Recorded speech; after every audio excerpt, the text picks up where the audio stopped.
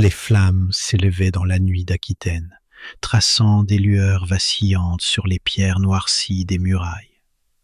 Le vent portait l'odeur âcre du bois brûlé, mêlée au cuir des harnais et au fer des épées. Dans le silence avant l'affrontement, chaque son semblait amplifié. Le grincement d'une chaîne, le hennissement bref d'un cheval, le froissement des étendards qu'on hissait dans l'obscurité. Au milieu de cette tension, un jeune prince se tenait droit. À 16 ans seulement, Richard portait déjà une armure trop lourde pour son âge, et pourtant il paraissait en être le prolongement. Les reflets du feu couraient sur son haubert comme sur une surface mouvante, illuminant son visage encore marqué par la jeunesse, mais tendu par une résolution ferme. Ce soir, il n'était pas seulement le fils d'Henri II, il devenait son adversaire. Les torches dessinaient sur les remparts des ombres démesurées. On distinguait la silhouette des chevaliers qui s'armaient, gestes précis répétés 1000 fois, cliquetis d'acier rythmant l'attente. Plus loin, les tambours résonnaient comme un chœur de guerre profond et régulier. Richard écoutait ce battement avec gravité, sachant que bientôt il lui faudrait se jeter dans le tumulte. Autour de lui, les hommes attendaient un signe. Certains baissaient les yeux, d'autres scrutaient son visage comme pour y puiser une certitude. Dans leurs regards se mêlaient respect et doute. Pouvait-il vraiment suivre un adolescent contre le roi d'Angleterre? Richard, lui, ne tremblait pas. Ses doigts se refermaient sur la garde de son épée avec une intensité calme, presque méditative, comme si ce geste contenait déjà la promesse de sa destinée. L'air de la nuit vibrait d'odeurs mêlées.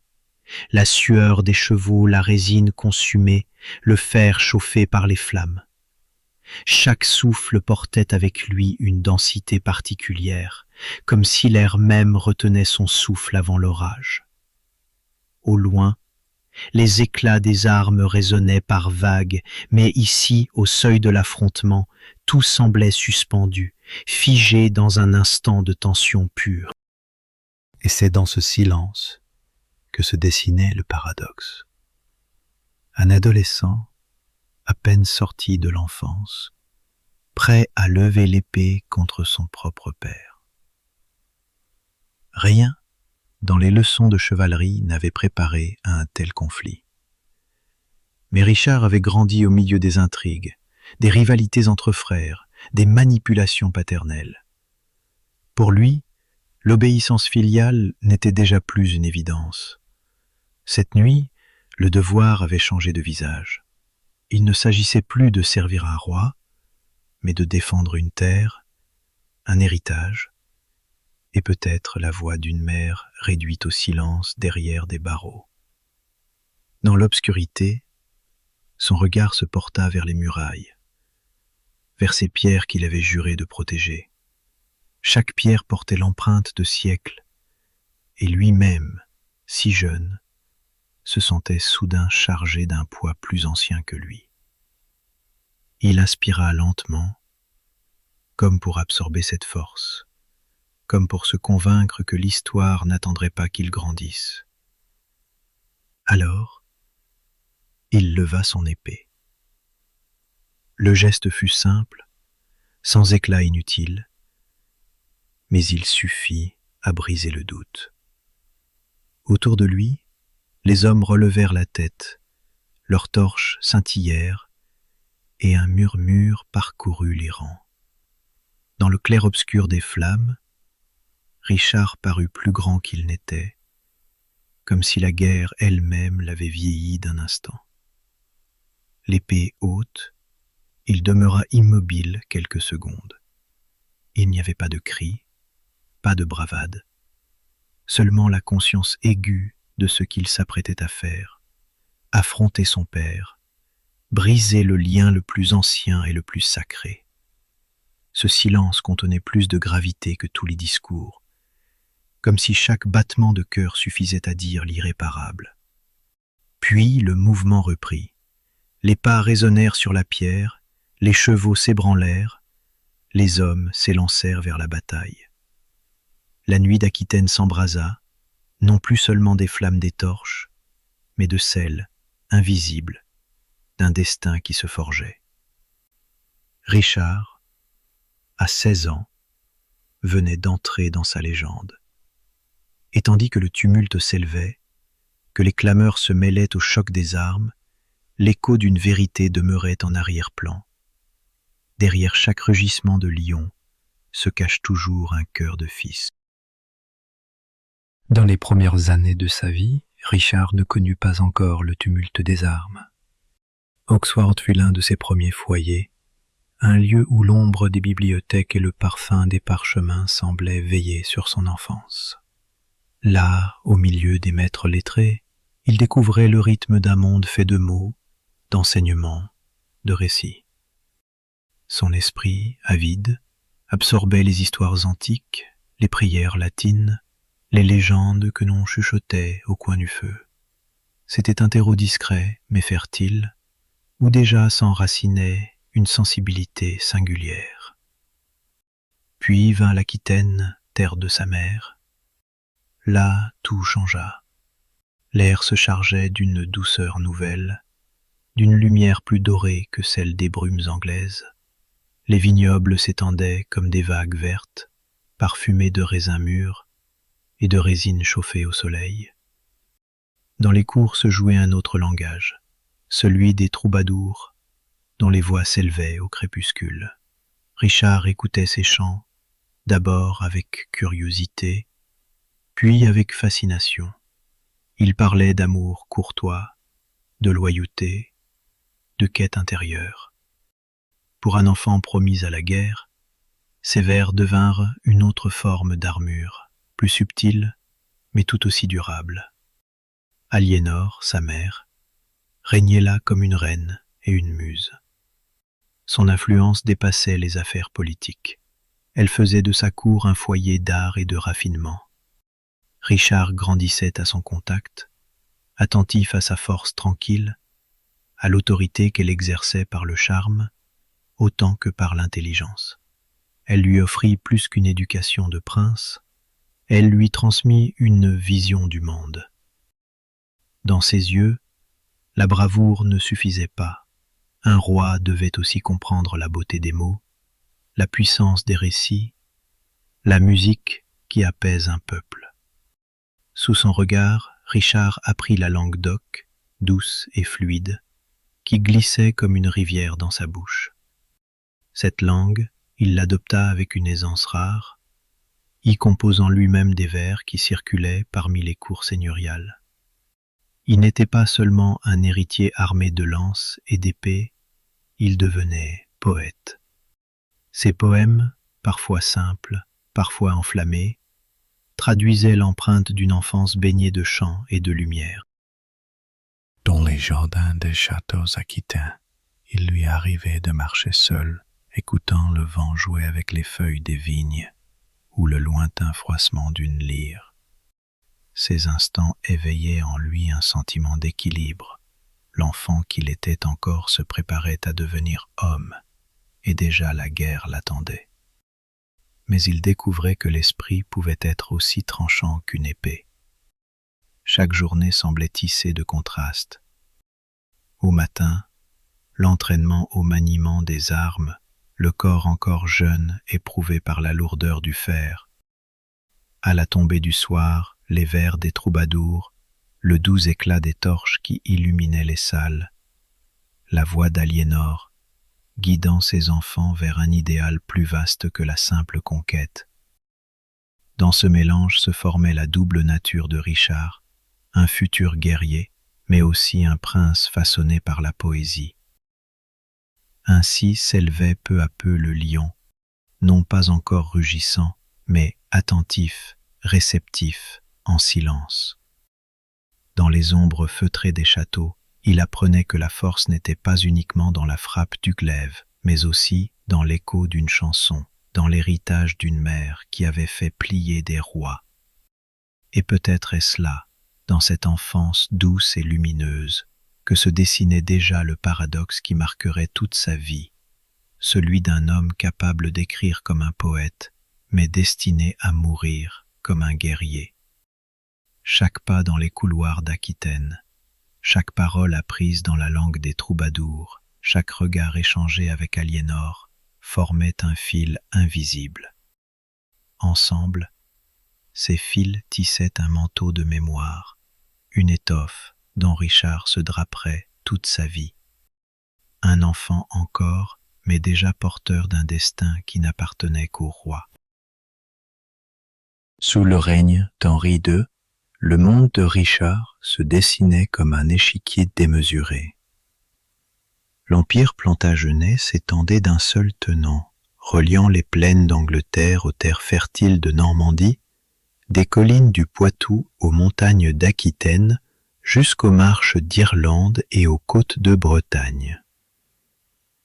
Rarement un roi avait tenu entre ses mains un domaine aussi vaste. Pourtant, derrière cette immensité se dissimulait une fragilité constante, comme une muraille grandiose dont chaque pierre menaçait de se fendre.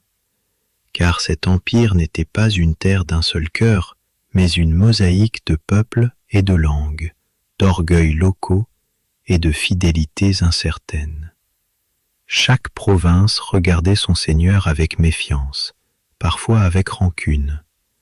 Gouverner, ici, n'était pas un triomphe, mais une lutte sans fin pour retenir ce qui cherchait à s'échapper. Richard grandissait au milieu de cette tension invisible, comme un jeune arbre entouré de vents contraires. Mais le danger ne venait pas seulement des barons ou des révoltes lointaines. Le péril le plus proche battait au rythme du sang même des Plantagenets. Les fils d'Henri II, chacun avide de pouvoir, se voyaient non comme frères, mais comme rivaux. Henri le Jeune, couronné vivant du temps de son père, réclamait une autorité qu'on lui refusait sans cesse. Geoffroy, l'ambitieux, tissait ses alliances dans l'ombre. Jean, le plus jeune, que l'on surnommerait plus tard Santerre, grandissait sous le regard indulgent d'Henri, éveillant la jalousie des aînés. Et au milieu de ce tumulte se tenait Richard, héritier de l'Aquitaine, observant et apprenant. Leur père, maître du jeu, manipulait chacun d'eux comme des pièces mouvantes. Henri II distribuait terres, titres, promesses, mais reprenait aussitôt ce qu'il avait offert. Ce qu'il donnait d'une main, il le retirait de l'autre. Son empire tenait moins par l'amour de ses enfants que par la ruse et la méfiance, entretenus comme un feu qu'on ne laisse jamais s'éteindre. Ainsi, chaque fils doutait de l'autre et chacun doutait du père. Pour Richard, cet univers n'était pas seulement une école de pouvoir, c'était un apprentissage de la méfiance. Il découvrait que derrière chaque sourire pouvait se cacher une dague, que chaque serment pouvait se briser à la faveur d'un marché plus avantageux. Dans les grandes salles où brûlaient les foyers, les repas familiaux n'avaient rien de doux. Chaque mot prononcé avait le poids d'un coup porté. Les rires masquaient des calculs, les silences étouffaient des rancunes.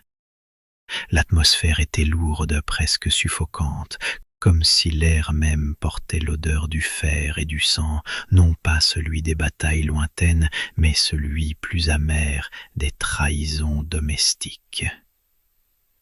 Richard grandissait dans ce nid de vipères, apprenant que la loyauté fraternelle était fragile comme du verre et que l'affection paternelle pouvait se transformer en piège. Et pourtant, dans ce chaos, une vérité se dessinait peu à peu. Pour survivre dans l'univers plantagenet, il ne suffisait pas d'être fort sur un champ de bataille. Il fallait être patient, rusé, savoir attendre le moment où frapper, mais aussi savoir se taire et plier quand le vent soufflait trop fort. Ces leçons apprises dans l'amertume des disputes familiales marquèrent Richard autant que ses premiers exercices d'armes. Ainsi se formait le jeune homme, poète par héritage de l'Aquitaine, guerrier par nature, mais fils d'un empire où l'amour et la haine s'entremêlaient sans cesse. À chaque réunion de famille, il sentait que son destin ne serait pas seulement de conquérir des terres, mais de survivre au piège tendu par son propre sang. Ce royaume, immense et éclatant, portait en lui les graines de sa propre ruine. Richard le percevait déjà, sans pouvoir encore lui donner de nom. L'édifice était trop grand pour ne pas vaciller. Chaque frère en était une fissure, chaque manœuvre du père une pierre déplacée. Au milieu de ce tumulte, le jeune prince apprenait à respirer lentement, à observer, à attendre, car il savait, même sans l'avouer, que tôt ou tard viendrait son tour d'entrer dans la partie, et que ce royaume de fer et de sang l'appellerait à son propre combat. Dans l'Aquitaine de son adolescence, les palais et les poèmes laissèrent place aux flammes des révoltes. Les barons, jaloux de l'autorité d'un prince trop jeune, refusaient son joug. Richard, encore à peine sorti de l'enfance, dut quitter la douceur des champs pour plonger dans la rudesse des campagnes militaires. Ce n'était plus un monde d'allégorie ou de musique, mais celui des murailles assiégées, des routes poussiéreuses où s'entassaient les vivres, des nuits passées sous la toile battue par le vent. Là, son caractère se façonna au contact du fer. Le siège était une école brutale. Dans le grondement des machines de guerre, Richard apprenait à manier la patience et la fureur comme deux armes inséparables. Les trébuchets lançaient leurs blocs de pierre avec des claquements sourds, brisant les remparts par pans entiers. Chaque impact résonnait dans sa poitrine comme une confirmation. La guerre était une lente déconstruction, pierre après pierre, jusqu'à la reddition. Au pied des murailles, les cris montaient, cris des assiégés jetant huile bouillante et flèches, cris des assaillants poussant l'échelle malgré la pluie de traits. L'air s'emplissait d'odeurs lourdes, chair brûlée, bois calciné, sueur des chevaux. La nuit n'apportait pas de répit, seulement la lueur rouge des flammes dans le ciel, rappelant que le conflit ne s'éteignait jamais. Richard, dans cette tourmente, ne se contentait pas d'observer. Il commandait, décidait, exigeait. Sa jeunesse n'adoucissait pas son autorité. Il se montrait impitoyable avec ceux qui défiaient son pouvoir, mais aussi implacable avec ses propres hommes lorsqu'il faiblissait. Les chroniqueurs rapporteront qu'il était dur, parfois cruel, mais tous s'accordaient sur un point. Il inspirait. Ses soldats savaient qu'il avançait toujours en première ligne, qu'il partageait la boue, la soif et la peur. Son courage, éclatant, compensait la rigueur de son jugement.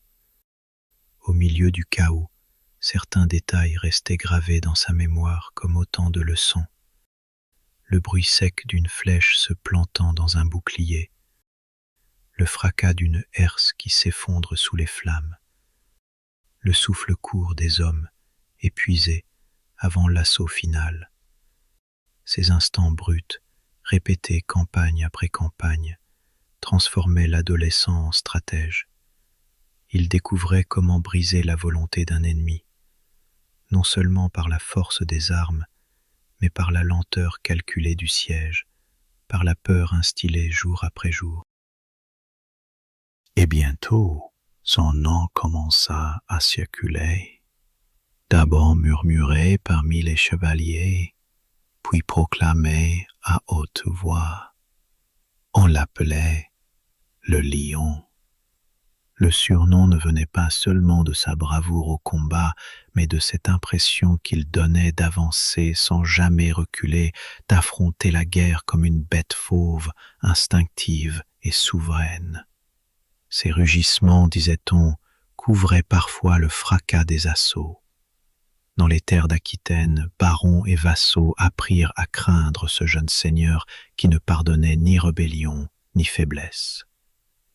Pourtant, derrière la rudesse, demeurait un éclat singulier. Son intelligence tactique se révélait déjà.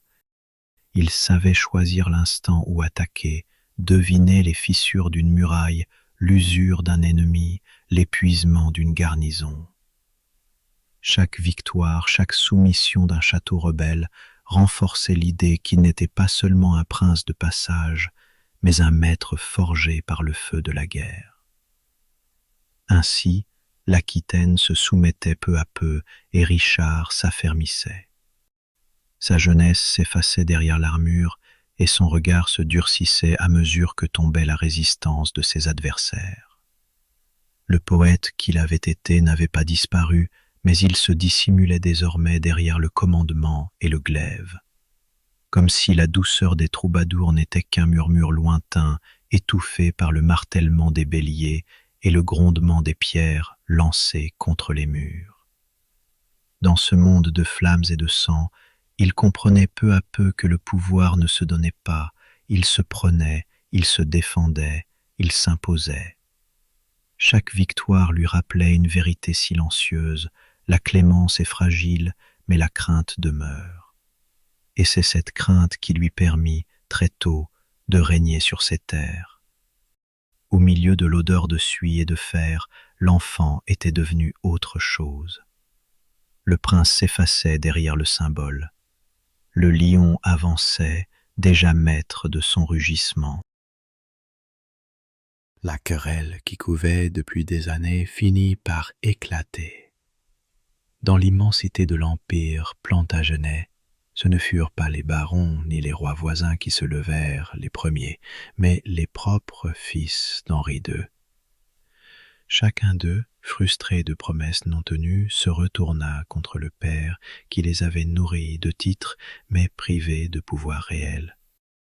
Richard, encore jeune, se retrouva emporté dans cette tourmente où l'ambition et la rancune se confondaient avec le sang des liens familiaux. Henri le Jeune, impatient de régner alors que son père refusait de céder, fut le premier à appeler à la rébellion. Geoffroy suivit, avide d'étendre son influence, et Richard, prince d'Aquitaine, hésita un instant avant de se joindre à eux. Hésitation brève, car le poids de l'injustice et la colère accumulée pesaient plus fort que l'instinct filial. C'était une décision à la fois politique et intime. Prendre les âmes contre le roi, c'était lever l'épée contre le père. Au cœur de cette lutte se tenait Aliénor, figure tutélaire qui avait donné à ses fils non seulement leur héritage, mais aussi leur fierté. Elle-même, lasse des humiliations d'Henri, encouragea ses enfants à s'affirmer. Mais lorsque la révolte prit corps, la main du roi s'abattit sans pitié. Aliénor fut capturée et enfermée, condamnée à de longues années de captivité. Pour Richard, cette perte fut un déchirement. Sa mère, lumière de son enfance, se retrouvait réduite au silence, enfermée dans des murs froids, loin de la vie des cours et des champs qu'elle avait nourris. Entre la loyauté au père et la fidélité à la mère, le cœur de Richard se tendait comme un arc prêt à se rompre. L'ambition parlait fort. Il voulait défendre son Aquitaine, affirmer son autorité, briser l'étreinte d'un roi qui ne lâchait rien. Mais le poids du sang retenait parfois sa main, comme une chaîne invisible qui rappelait encore la figure paternelle. Chaque bataille, chaque négociation devenait alors un théâtre intérieur où se rejouait cette tension. Fallait-il rester fils ou devenir rival? Les années de rébellion furent marquées de trahison et de volte-face. Tantôt alliés entre eux, Tantôt ennemis, les frères s'affrontaient sous le regard rusé de leur père, qui savait attiser leur jalousie. Les victoires n'étaient jamais complètes, les défaites jamais définitives. On signait la paix un jour, on reprenait les armes le lendemain. La famille entière ressemblait à un navire fendu, avançant malgré tout, mais au bord du naufrage. Richard, dans cette tempête, affermit encore sa réputation de chef de guerre. Mais il y perdit une part de son innocence, car il découvrait que la lutte entre frères ne laissait place ni à l'affection, ni à la confiance durable. Un serment prêté autour d'une table pouvait se briser dès l'aube suivante. La loyauté n'était qu'une monnaie d'échange, et chaque cœur battait pour lui-même. Ces querelles, aussi cruelles qu'inutiles, finirent par user jusqu'à Henri lui-même. Le père, autrefois maître de l'échiquier, se trouva acculé, contraint de céder face à ses fils devenus plus puissants, plus déterminés. Pourtant, chaque réconciliation n'était qu'un fragile vernis, car derrière les embrassades et les mots de paix demeurait toujours le souvenir des trahisons passées. Rien n'était oublié, rien n'était pardonné. Pour Richard, ces années forgèrent une certitude.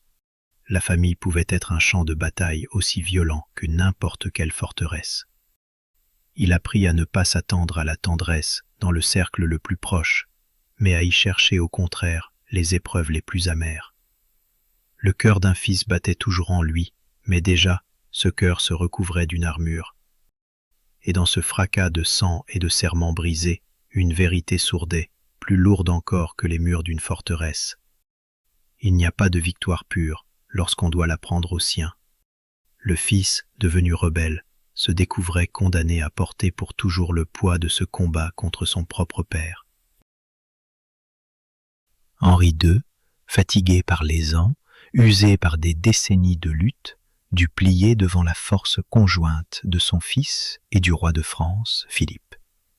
Richard, désormais adulte, avait choisi son camp et ce choix avait achevé de briser l'homme qui l'avait élevé. Le vieux roi, encerclé par ses ennemis et trahi par son propre sang, se retrouva contraint de se soumettre. Ce fut une victoire éclatante, mais pour Richard, elle avait la saveur amère des victoires qui coûtent trop cher. Henri, malade et abattu, se retira dans le silence.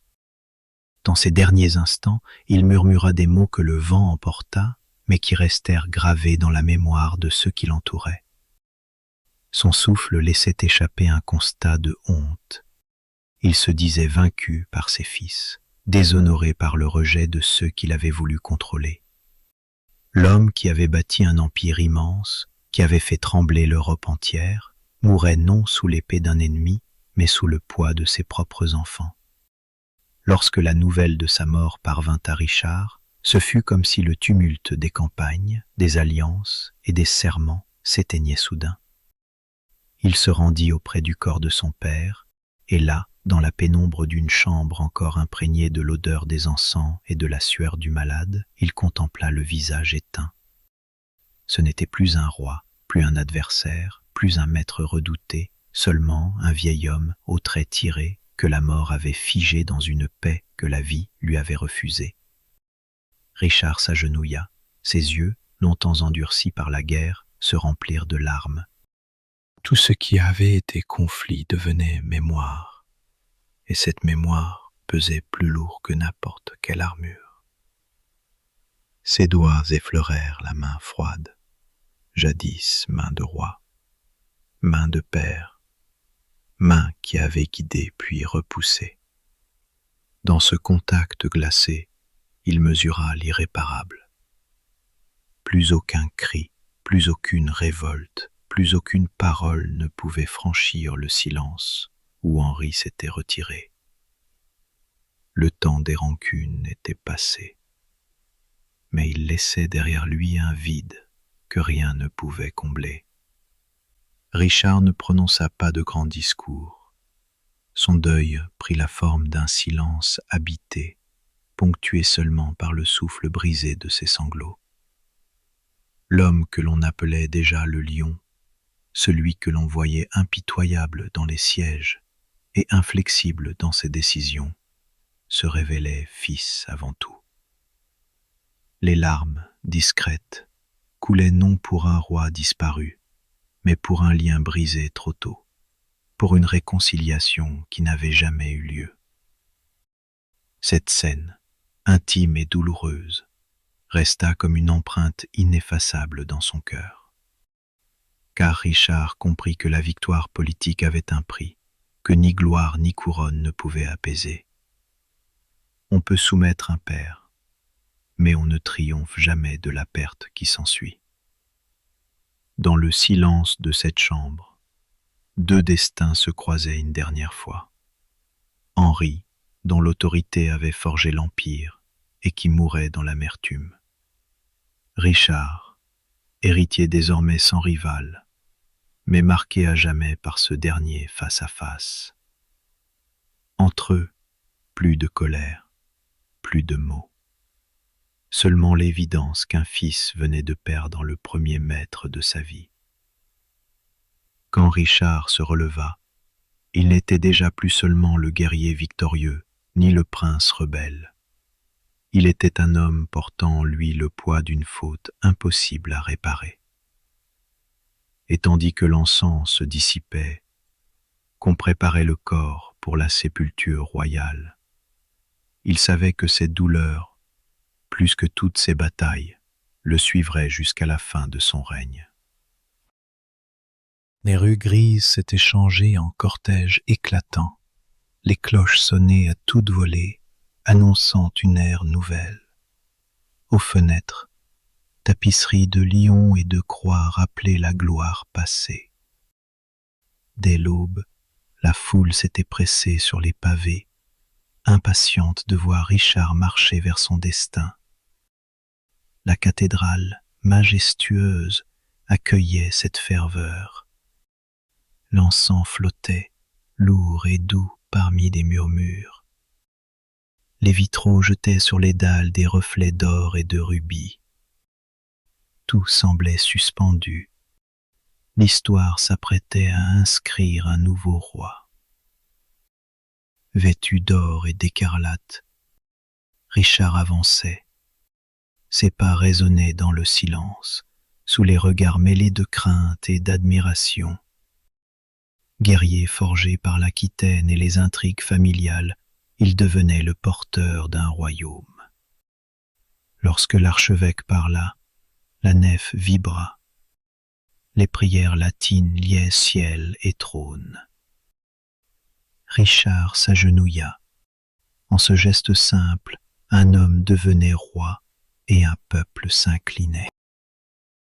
La couronne fut posée sur son front, lourde de métal, et plus encore de symboles. À cet instant, un murmure parcourut la nef, suivi d'un éclat de voix qui monta jusqu'aux voûtes. Le peuple acclama, les cloches reprirent de plus belle, et les chants se firent tonnerre. Richard, immobile, sentit le poids de cette couronne descendre jusque dans sa poitrine, comme si chaque battement de son cœur devait désormais résonner au rythme d'un royaume entier. Autour de lui, les tapisseries représentaient des scènes bibliques et chevaleresques, rappel silencieux que le roi était à la fois un serviteur de Dieu et un guerrier de la chrétienté. Les flammes des cierges tremblaient, comme si elles saluaient elles aussi le nouveau souverain. Dans les regards, on lisait l'attente, parfois l'espoir, parfois l'inquiétude. Tous savaient que Richard n'était pas un roi comme les autres. Il était né soldat, forgé par la guerre, marqué par des passions plus brûlantes que la paix des trônes. Et déjà, derrière l'éclat de la cérémonie, se dessinait une ombre. Car le royaume, si vaste et si riche, n'était pas une fin en soi pour Richard.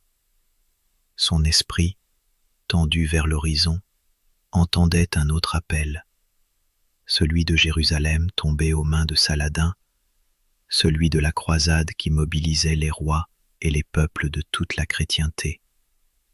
La gloire terrestre, la liesse de Londres, les chants qui emplissaient la cathédrale, tout cela semblait n'être qu'un prélude. Au milieu des acclamations, il ferma les yeux un instant. Dans le parfum lourd de l'encens, il crut percevoir un souffle plus lointain, venu de l'Orient. L'écho des tambours de guerre, la clameur des croisés, la rumeur des batailles à venir. La couronne sur sa tête n'était pas seulement celle d'un roi d'Angleterre, mais déjà celle d'un chef de croisade. Lorsque Richard quitta la cathédrale, porté par la ferveur du peuple, ses pas résonnaient comme ceux d'un lion au sortir de sa cage. Le royaume l'acclamait, mais son regard portait déjà au-delà des mers. Derrière l'or des tapisseries et la clameur des cloches, son esprit marchait vers un autre théâtre, plus vaste encore, celui de l'Orient, où l'attendait le destin des rois guerriers.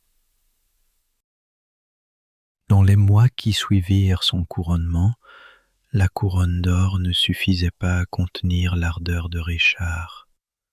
Tandis que Londres célébrait son roi, l'Europe bruissait d'un autre nom.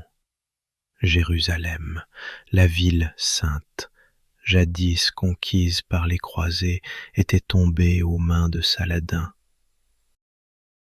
La nouvelle avait traversé monastères, marchés et camps de soldats, portée par des cloches en deuil et des pèlerins égarés, murmurant que les lieux du Christ étaient perdus.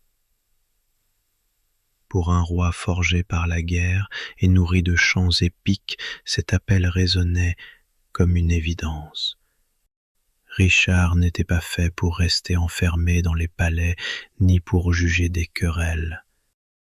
Ses pensées dérivaient vers l'Orient, vers cette ligne d'horizon où se levait à la fois le soleil et la promesse d'une gloire nouvelle.